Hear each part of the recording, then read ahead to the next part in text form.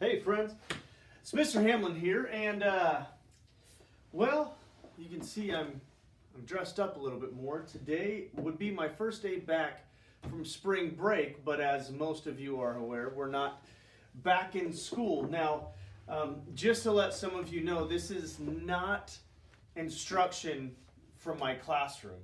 I'm primarily gearing this towards the primary grades though, because parents need something to do with their kids right now, and kids, you need something to keep you entertained. Video games are fun, but we do need to do some other things. And so please know that you don't have to turn anything into me if you are one of my students, but I do love getting feedback on these videos, and you are welcome to send me pictures. I've gotten pictures from some of my friends. I got one today of one of the math problems that she did, which I love. So please know that I am a educational consultant during this time.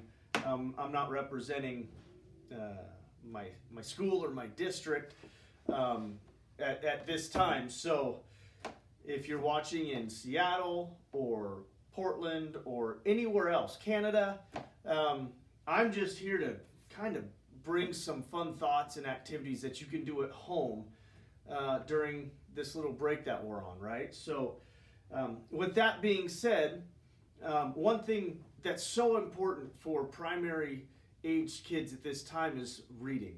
And if that's reading letter names, cool. If you can do the letter sounds, even better. Parents, things you can be thinking about are the sound patterns.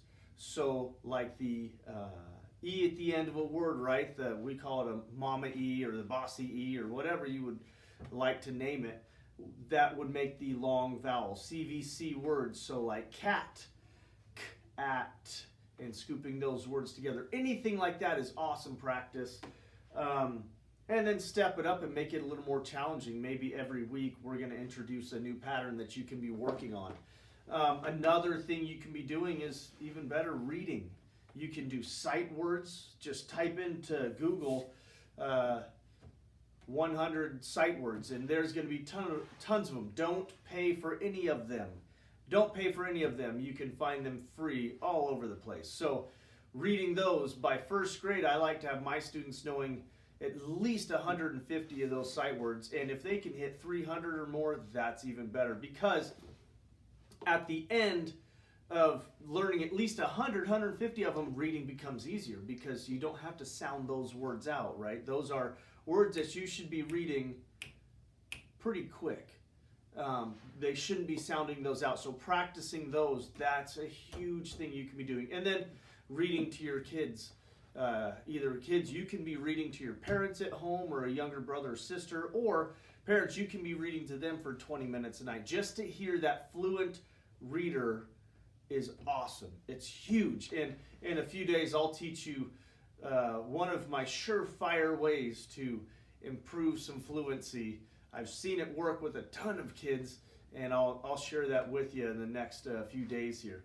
But the other thing I'm going to be doing is math, right? We want to learn math quickly, quick facts. And so today we're thinking, can I ask my kids and my students, can you figure out 6 plus 1? How fast can you do that? Add on to that, maybe you add on 4, right? 6 plus 4, 5 plus 4, 3 plus 4, 4 plus 5. I mean, back and forth, how quickly can we learn those? That's going to help when we get into some word problems, which I'm going to write down right now. So today's word problem, it's kind of cold outside, and again, I see so many ducks outside of my house, so we're going to write some about ducks. So let's see, I'm going to try to keep my numbers less than 20. If you want to change them and make them harder, there you go. Put in your own number, and I will show you the other part of what I do to kind of up the challenge. But right now, I'm going to say there are 12 ducks outside. Hopefully you can see this over there. Quack, quack. And I can say that 5 flew away. Bye, ducks. By the way, right outside, I have a mama duck that is nesting, and I watch her every day, make sure she's there, and it's pretty fun. So here we go, more ducks. 5 flew away. I can say how many are left, right? So you can use addition or subtraction to figure this out. For me, I'm going to do subtraction, right? So I'm going to say my star right there, that's going to go there.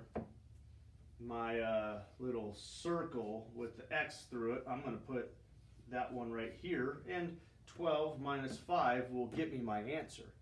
Now parents, if you want to change this up a little bit, here's what I like to do. Instead of putting in numbers, I can do things like this. Maybe the number is 12 and 5, so 12 goes there, 5 goes there. If I want to step up, maybe I do, I don't know, 24 and 10, there and there.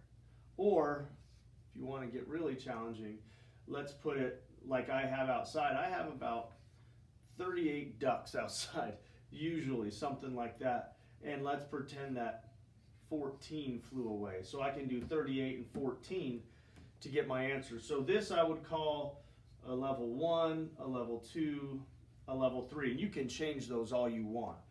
But here's a little math problem that you can try at home today. Again, you don't have to turn this into me if you are in my class, but you are welcome to if you are proud of your work and you want to share your work. I think that's important for us to do. So you are more than welcome to send this or add a comment or message me on Hamlin's Classroom. That would be great. But here's your math problem for today, tomorrow. I'll come back in a few days with another video.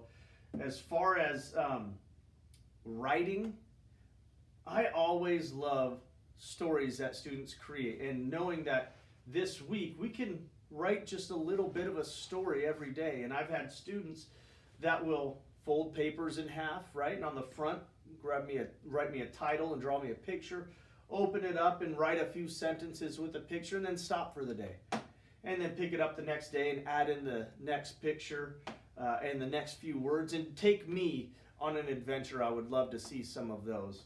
So with that said, that's all I have for you today, but I look forward to coming back and I don't know, giving you some more options during this time.